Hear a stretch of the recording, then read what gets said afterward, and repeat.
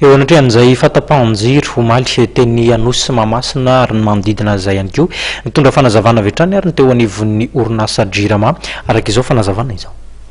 Ny fisian'ny tarbitapaka teny Ambatonakanga no nahatonga ny fahatapahan-jiro teny amin'ny faritra manodidina toy ny teny Mahamasina, Ampefilo, Anosy raha ny fanazavana nomen'ny tompon'andraikitra iray avy eo anivon'ny Jirama. Faritra izay ahitana hôpitaly raha tsy laza afa-tsy ny hôpitaly be Filatanana sy ny Jirama.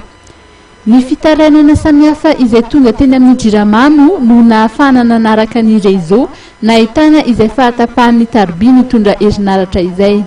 Naharitra tany amin'ny adiny roa tany ny fahatapahana raha ny voalazan'ny Jirama ary tany amin'ny valora sasany tany vao vita ny asa fanamboarana ka niverina amin'ny laoniny ny famatsinan'ny herinaratra.